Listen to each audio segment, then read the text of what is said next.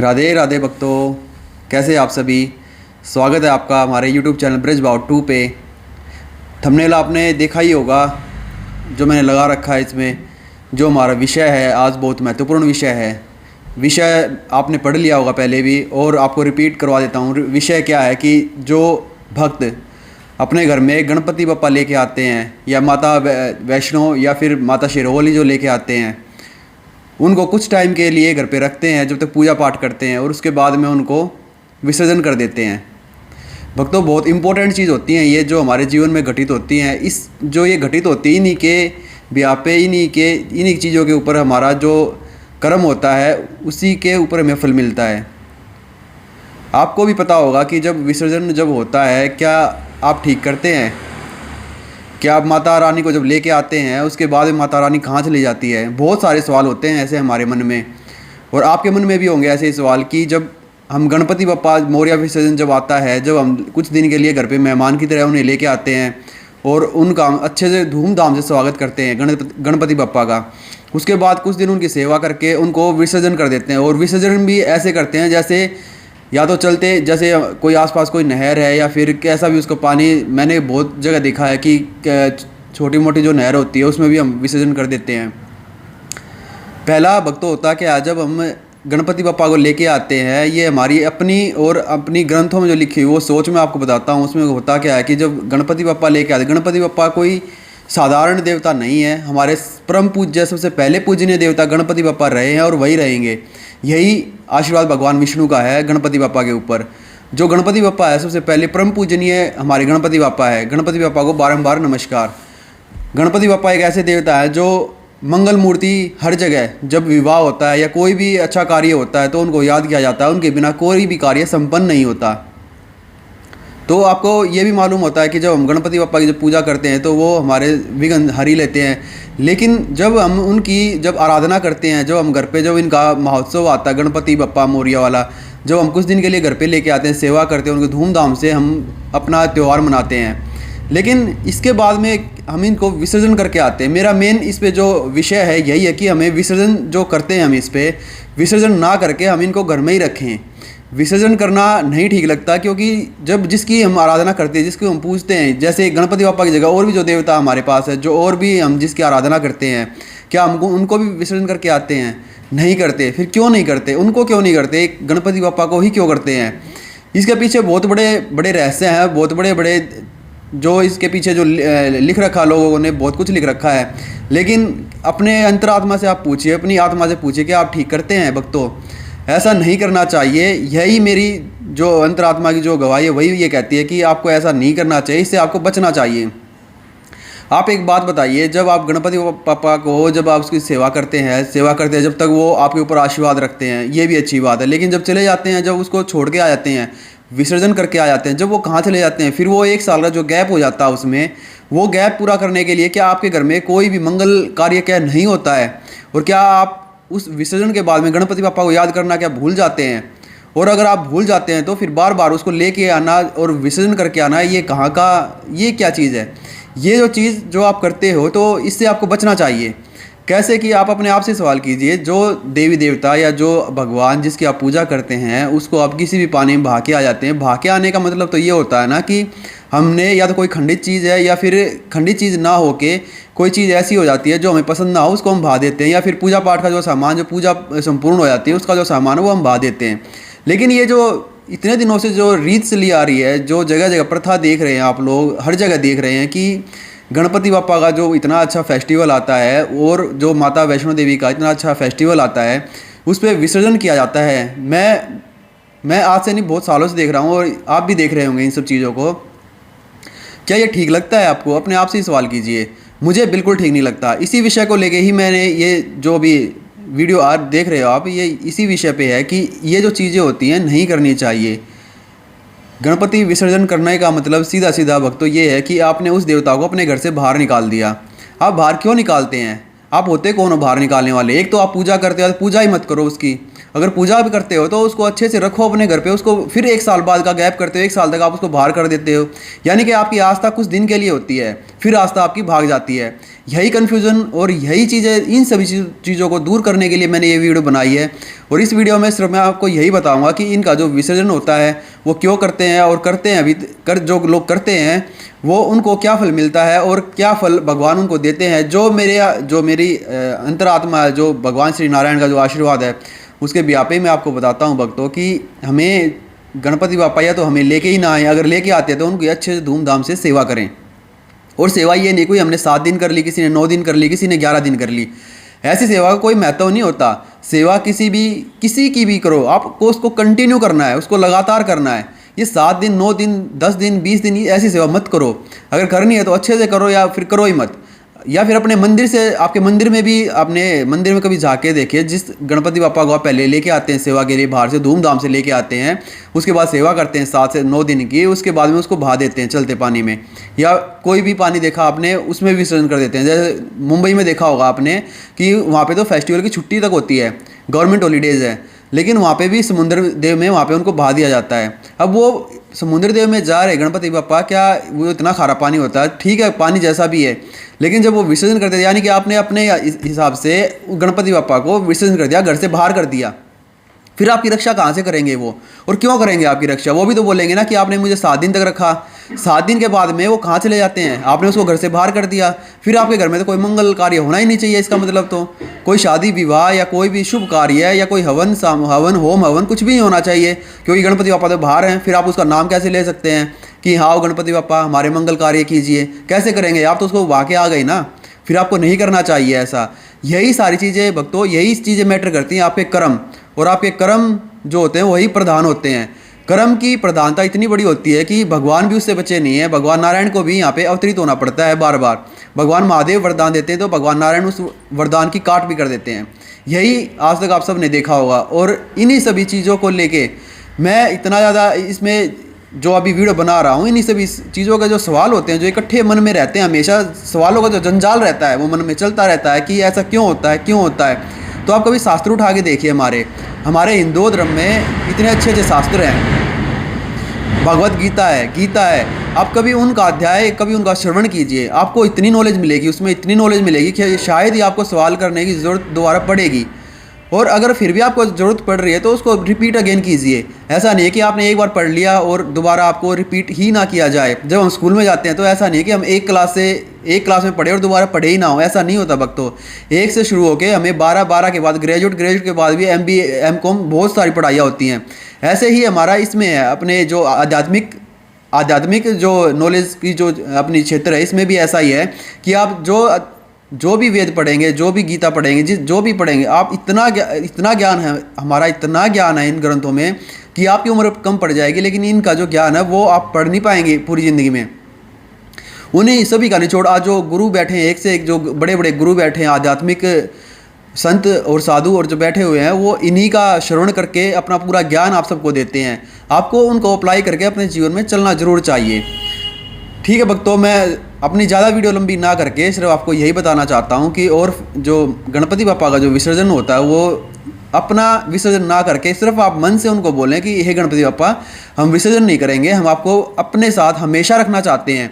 ना कि आप 7 दिन आओ, 9 दिन आओ और फिर हम आपको बाहर करके आएँ, ऐसा नहीं करना चाहिए। अगर आप ऐसा करते भी हैं तो मुझे नहीं लगता आपको कोई पुण्य की प्राप्ति होगी। पुण्य की 7 दिन की प्राप्ति होगी, लेकिन पाप की तो 362 दिन में से, जैसे 365 दिन में से 7 दिन कम होंगे बस।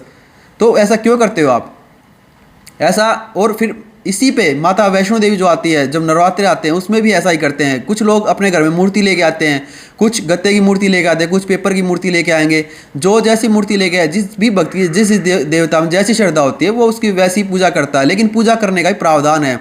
अगर आपको पूजा नहीं आती तो भगवान को या जिस देवी देवता को आप बिठा के उनकी आराधना करते हैं, उनको बोल भी सकते हैं कि हे प्रभु, हे माता, हम आपकी ऐसी आराधना करें, हमें नहीं पता इस आराधना का कैसे करना है, इसका जो विधि विधान से जो पूजा पाठ होता है वो हमें नहीं पता, कृपया करके हमारा मार्गदर्शन जरूर करें। तो वो ऐसा नहीं है कि आपका मार्गदर्शन नहीं करेंगे, वो आएंगे और आपके दिखाएंगे भी कि ऐसे होता है। लेकिन यहाँ तक जितना आप अभी गलत कर रहे हो कि उनको विसर्जन करके आना, लेके आना, ये नहीं होगा। फिर अगर फिर भी ये होता है तो आपकी भक्ति में कमी है।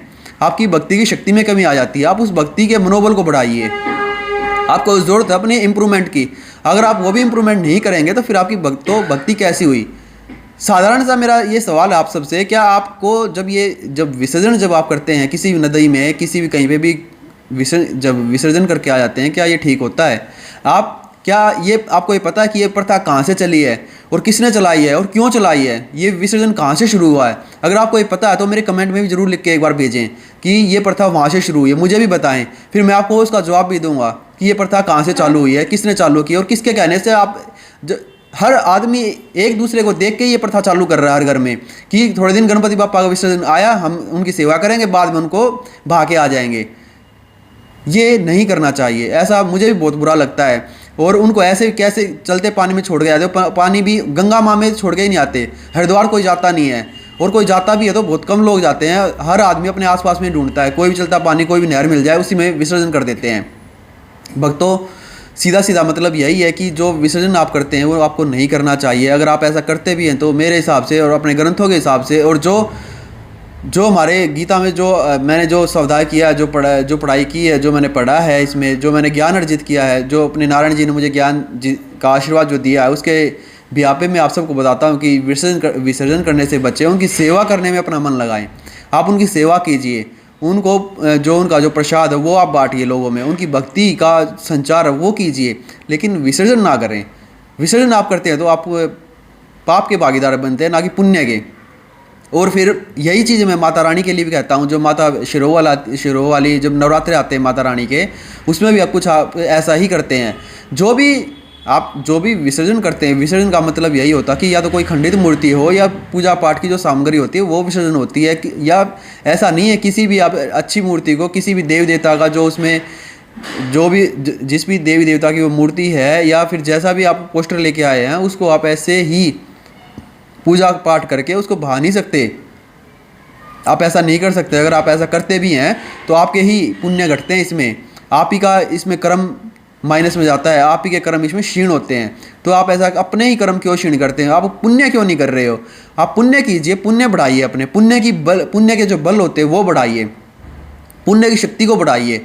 ऐसा करने से आपको, जो आप ये करते हैं, क्या आपको ये अच्छा लगता है? क्या आपको लगता है कि इससे आपके पुण्य बढ़ेंगे? अपनी अंतरात्मा से ज़रूर पूछिए, और पूछने के बाद मुझे भी कमेंट में बताइए कि आपको कैसा लगा और ये वीडियो कैसी लगी। और जो हमारा ये चैनल है ब्रज भाव 2, ये हमेशा जब भी ये वीडियो लेके आता है इन्हीं सभी चीज़ों पे, ऐसे ही विषय जो हमारे समाज में चल रहे हैं, जो चीज़ें हमारे समाज में चल रही हैं, जो एक आदमी दूसरे आदमी को देख के ऐसे ही करता जा रहा है बिगैर कुछ सोचे समझे। ऐसा नहीं करना चाहिए भक्तों। जो भगवान श्री कृष्ण कहते हैं कि कोई भी प्रथा जो आपके घर में चल रही है, जैसी भी प्रथा, कोई भी कार्य आपके घर में आपके दादा परदादा के समय से चलता आ रहा है, पुरानी प्रथा आपके घर से चलती आ रही है, और आपको उसको नहीं पता है कि वो प्रथा कहाँ से चालू हुई, किसने चालू की, तो भक्तों मैं नहीं कहता ये, मेरे माता पिता जो भगवान श्री कृष्ण है वही ये कहते हैं कि कोई भी प्रथा अगर आप उसको आगे बढ़ाते हो तो उसको आपको एक बार नहीं, आपको 100 बार ज़रूर सोचना चाहिए उस प्रथा के बारे में, जो प्रथा जिसको आप चालू कर रहे हो।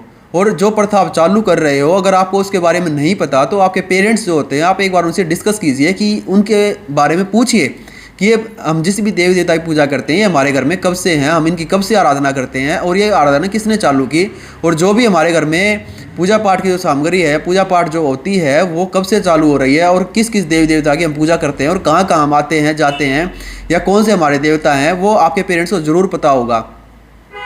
जो आपको नहीं पता, अगर आपको पता है तो आप उसके बारे में जब तक उसको आगे ना बढ़ाएं, जब तक आपकी मन की आवाज़ आगे ना चले, आपकी मन की जो अंदर की जो शक्ति हो, जब तक वो ना जवाब देगी, आप जब तक आप उसको आगे नहीं मत बढ़ाना।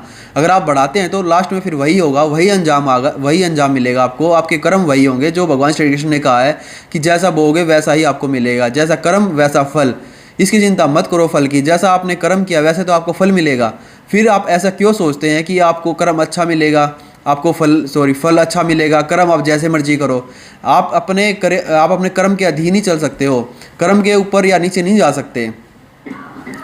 भक्तों, मेरा हाथ जोड़ के आपसे सबसे विनम्र निवेदन है कि आप जो विसर्जन की जो ये विधि कर रहे हो, इतने दिनों से करते आ रहे हो, या तो आप जितने भी दिन से कर रहे हो, तो उसको समाप्त करके आप अपने गणपति बप्पा को एक मंदिर में बिठाएं अपने आसपास, या फिर आप जहाँ पर आपका इष्ट देव बैठा है या जिस भी आपको इष्ट बना रखा वहाँ पे आप उसकी कंटिन्यूसली पूजा जरूर कीजिए। आप कोई 7 दिन का कोई 7 दिन की कोई पूजा पाठ नहीं होती, 7 दिन करते भी हैं तो उनको फिर वो विसर्जन ना करें, उनको अपने घर पे ही रखें। ऐसा नहीं है कि एक गणपति बप्पा विसर्जन कर दिया, दूसरा फिर खरीद के लेके आ रहे हैं, तीसरा फिर लेके आ रहे हैं, चौथा फिर लेके आ रहे हैं। ऐसा करने से होता क्या है कि आप ही के पुण्य कम हो जाते हैं, और मैं नहीं चाहता कि आपके पुण्य कम हो। आप पुण्य बढ़ाइए। पुण्य यहाँ से क्या लेके जाओगे आप इस धरती से? पुण्य तो लेके जाओगे, इसके बाद रह क्या गया? जब पुण्य ही नहीं मिलेंगे तो आपका पुनर्जन्म तो फिर होगा। और ये 84 लाख योनि ऐसी नहीं है, ऐसी नहीं लिखी। 84 लाख योनियों में ही आपका जन्म होगा अगर आपके पुण्य ही नहीं होंगे तो। अगर पुण्य आपके ज़्यादा होंगे, पुण्य आपके अच्छे होंगे तो शायद भगवान श्री कृष्ण ने ये कहा 84 लाख योनियों में से आप बच जाते हो। और जो भगवान श्री कृष्ण जो नारायण की पूजा करता है उसका पुनर्जन्म नहीं होता, ऐसा गीता में लिखा है। अगर ये मैं नहीं कहता, आप पढ़ के देखिए। मैंने लास्ट वीडियो में जो दिखाया था आपको, लास्ट से पहले वाली वीडियो में जो मैंने आपको बताया है, यही बताया कि जो भगवान श्री कृष्ण की पूजा करता है वो भगवान श्री कृष्ण ने स्वयं बोला है कि जो मेरा भक्त होता है उसका कभी सर्वनाश नहीं होता, उसका कभी पुनर्जन्म नहीं होता। तो आप इनकी पूजा भी करके अपने पुण्य को बढ़ा सकते हैं। इनका पुण्य ऐसा हो, जो आप कर्म करेंगे इनको आप रिझाइए, आप इनको खुश कीजिए, भक्ति कीजिए। आप राधा मैया की भक्ति कर सकते हैं। आप ऐसा कोई भगवान चुनिए जो आपका सर्वश्रेष्ठ हो, या फिर जो भगवान उच्च कोटि में हो, या फिर जो ऐसा भगवान जिसकी पूजा करने से आपका मन खुश होता हो। ये मेरे कहने से मत कीजिए कि मैंने आपको जो बताया उससे करें, नहीं। आपके मन की जो आवाज़ आए, जो मन की जो अंदर की आवाज़ उठे, उसी से ही आप पूजा पाठ, उसी में ही अपना मन लगाएं। ऐसा नहीं है कि मैं जो कह रहा हूँ वो ज़बरदस्ती या प्रेशर डाल के कह रहा हूँ, नहीं। आपकी जो मन की जो आवाज़ होगी आप उसी की पूजा कीजिए और उसी में ही मन लगाइए। वही नारायण का रूप है और नारायण कण कण में है। ऐसा नहीं है कि कोई भगवान या देव देवता उनसे बचा है या उनसे दूर है, दूर नहीं है। शक्ति एक ही है। समझने का हमारा भाव अलग अलग है, हमने देखा अलग अलग है, हमने पहचाना अलग अलग है। ये हमारी गलती है। ये हमारे जो घर से जो संस्कार मिले हैं, घर में जो हमने देखा है, उसी के बिया पे हमारी ज़िंदगी और उसी के बिया पे हमारे कर्म और उसी के बिया पे हमारे संस्कार बनते आए हैं और बनते चले हैं। यही प्रथा है हमारे सभी घरों में कि जो पेरेंट्स को जो पता होगा वही अपने बच्चों को देगा। वो अगर पेरेंट्स को ही नहीं पता होगा तो बच्चों तक कैसे चीज़ें आएंगी? अगर पेरेंट्स को ये पता होगा, अगर किसी भी पेरेंट ने अगर भगवत गीता का थोड़ा सा भी अध्याय किया है, थोड़ा सा भी अगर उसने पढ़ा है, थोड़ा सा भी ज्ञान उसमें से लिया है, तो वो आपको एक ही चीज़ बताएगा कि गीता ही सर्वव्यापी है। गीता में सब कुछ लिखा हुआ है कि भगवान नारायण कौन है, भगवान श्री कृष्ण कौन है, राम कौन है, भगवान महादेव कौन है, भगवान गणपति कौन है, ये सब लिखा हुआ है। आप भी उसका अध्ययन जरूर कीजिए। अपनी ज़िंदगी में एक बार उस गीता को उठा के देखिए और उसमें देखिए क्या लिखा हुआ है। उसमें साक्षात भगवान श्री कृष्ण आपसे बात कर रहे होते हैं। जब आप उनको पढ़ेंगे, जब आप उनको देखेंगे तो साक्षात आपको प्रूफ मिलेगा कि उसमें लिखा हुआ है। तो हम लिखे हुए को, भगवान श्री कृष्ण के लिखे हुए कैसे मिटा सकते हैं? और भक्तों, आपकी नॉलेज के लिए मैं बता दूं कि जो गीता, जो इतना बड़ा जो हमारा ग्रंथ है, वो किसने लिखा? क्या आप सबको पता है कि गीता किसने लिखी है? अगर आपको पता है तो भी मेरे इस कमेंट में लिखें, लेकिन फिर भी मैं आपको बता देता हूँ। अपने जो सच्चा जो भक्त होगा वो ज़रूर लिखेगा इसमें कि गीता किसने लिखी। देखो, लिखना और बोलना और आदेश होना, इन तीनों चीज़ों में एक अलग डिफरेंस है। जिसने आदेश किया वो अलग है, जिसको आदेश किया वो अलग है, और जिसने राइटिंग की, जो राइटर है वो अलग है। अब मैं यहाँ पे आपको राइटर की बात कर रहा हूँ सिर्फ। आप ये बताइए कि वो जो गीता, जो हमारा इतना बड़ा ग्रंथ है, वो किसने लिखा? राइटर कौन है उनके? तो राइटर आप जब देखेंगे, गीता में लिखा हुआ है, जब आप उसमें देखेंगे तो राइटर हमारे गणपति बप्पा ही हैं। और गणपति बप्पा ने राइट किया उसको, और किसके कहने से? वेद व्यास के कहने से। और आदेश किसने किया? भगवान श्री कृष्ण ने। यही सच्चाई है और इसी सच्चाई को लेके आपको आगे चलना है। जब भगवान श्री कृष्ण ने वेद व्यास को जब आदेश दिया तो वेद व्यास ने खोज की कि इसका जो राइटर होगा वो कौन होगा। तो राइटर उन्होंने जो पूजा अर्चना की तो उन्होंने गणपति बप्पा को इनके लिए समर्थशाली समझा। कि फिर गणपति बप्पा नीचे आए तो उन्होंने, वेद व्यास जी बोलते रहे थे इसमें और वही उनको लिख रहे थे। जब लिख रहे थे तभी ये गीता पूरी हुई थी। और ये गीता पूरा होने का मैं सिर्फ यही बताता हूँ भक्तों, जो अपने जीवन में गीता को जरूर अप्लाई करें, जरूर अमल करें। आपके हर सवाल का, आपकी हर उलझी हुई ज़िंदगी का, जैसी भी आपकी ज़िंदगी चल रही है, जिस भी मोड़ पे आज ज़िंदगी आप अभी जी रहे हैं, और जब आप जीवन अपना गीता के अनुरूप, गीता के अध्याय से पढ़ने से जो आपका जीवन चलेगा, आपका कुछ अलौकिक ही होगा, कुछ अलग ही होगा। आप करके ज़रूर देखिए। मैंने भी किया है, आप भी करके देखें कि जब आपका जो जीवन है, जीवन चक्कर ही बदल जाएगा। आपके कर्म ऐसे होंगे कि आपके कर्म सारे भगवान में होंगे, सारे उनको समर्पित होंगे। आप अपने कर्म करके, अच्छे कर्म करके आप पुण्य के भागीदारी होकर दोबारा जन्म नहीं लेंगे। और कौन चाहता है यहाँ पे इस मृत्यु लोक में दोबारा आना? क्या आप एक बार इस जीवन में आए, क्या आप अभी तक सुखी हो? क्या आपके रिश्ते नाते या आपके मित्र या आपकी कोई भी रिश्तेदारी में या आपके दूर दूर तक जानने वाले कोई भी इस जीवन में, क्या आपको लगा अभी तक सुख है, उनकी ज़िंदगी में सुख है, या बहुत अच्छे से वो जीवन व्यापन कर रहा है, या उसको कोई परेशानी ना है, या कि उनको कोई भी एक ऐसा कोई भी एक सिंगल आदमी दिखा दीजिए मुझे, सिंगल मनुष्य दिखा दीजिए जो इस मृत्यु लोक में रह के सुखी है, हर तरीके से सिक्योर्ड है, हर तरीके से कोई भी उसके शरीर में कोई बीमारी नहीं है, किसी भी तरीके से वो परेशान नहीं है, बिल्कुल सुखी है। क्या कोई एक भी सिंगल पर्सन बता दीजिए मुझे, उसका नाम बता दीजिए। भक्तों ऐसा नहीं है, कोई भी यहाँ पर सुखी है, कोई भी यहाँ पर पूरा का पूरा 100% यहाँ पर अपना सुखी जीवन व्यतीत कर रहा है। ये मृत्यु लोक है, इस मृत्यु लोक में कोई सुखी नहीं हुआ है। और मैं आशा सबसे यही करूँगा और निवेदन भी सबसे यही करूँगा कि दोबारा इस जीवन में ना आए, दोबारा इस मृत्यु लोक में ना आए। और उस मृत्यु लोक से बचने का कोई और बहुत बड़ा आपसे मैं कोई पूजा पाठ या हवन नहीं बता रहा हूँ, इसमें सिर्फ यही बता रहा हूँ कि आप गीता का अध्ययन जब आप करेंगे तो आपको कर्म की शक्ति मालूम होगी, कर्म क्या है और अकर्म क्या है और धर्म क्या है और अधर्म क्या है, यह ज़रूर आपको पता लगेगा। और जब ये पता लगेगा तो आप उन जो अधर्म जो आप कर रहे हैं या फिर आपके जाने अनजाने में जो हो रहा है, जो पाप आपसे हो रहा है, जैसा भी हो रहा है, जिस भी तरीके का हो रहा है, या फिर आपसे जैसे भी अभी कर्म हो रहे हैं, तो शायद वो और अच्छा डेवलप हो सकते हैं।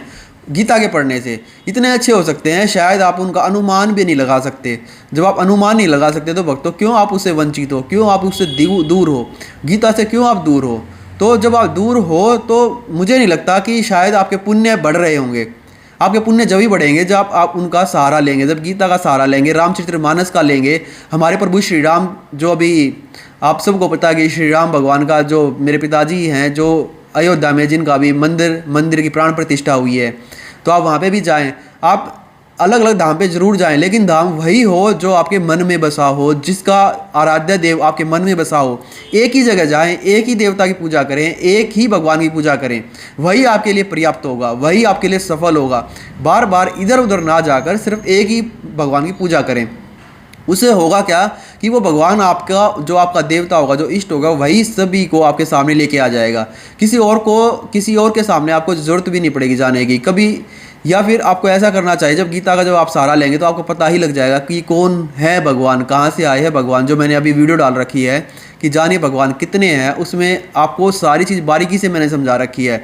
अगर फिर भी ना समझ आए तो जो हमारा ब्रिज भाव 2 चैनल है, इसमें आप चैनल जब सब्सक्राइब करेंगे तो इसके कमेंट बॉक्स में भी लिख दें कि जो भी आपका जैसा भी सवाल है, मैं कोशिश करूंगा उसको बहुत अच्छी तरह, बहुत अच्छे से उत्तर देने की कोशिश करूंगा, समझाने की आपको कोशिश करूंगा।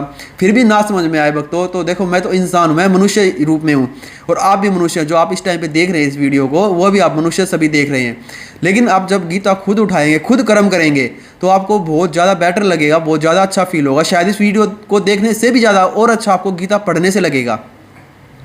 और ऐसा नहीं है कि गीता हर कोई पढ़ सकता है, सबके बस की बात नहीं है। जिसमें भगवान श्री कृष्ण का आदेश होता है या जब उनकी लीला होती है, जब उनका आशीर्वाद होता है, तभी उसको कोई हाथ में उठाता है। वरना आज तक बताइए आप कितनी बार, आप सबसे यही सवाल है कि आप कितनी बार उस गीता को आज तक अपने हाथ में ले पाए हो, या आपके घर में है क्या गीता? अगर नहीं है तो क्यों नहीं है? क्योंकि आपके पेरेंट्स ने बताया ही नहीं होगा, या उन्होंने खुद नहीं इस चीज़ की नॉलेज ली होगी, उनको खुद नहीं पता होगा गीता में क्या लिखा है। अगर पता होगा तो आपको ही पता होना चाहिए कि भगवान श्री नारायण कौन है और क्यों हम इतनी देव देवता की पूजा करते हैं, क्यों हमारे 33 कोटि के देव देवता हैं और कहाँ से आए और हमारे कर्म क्या हैं।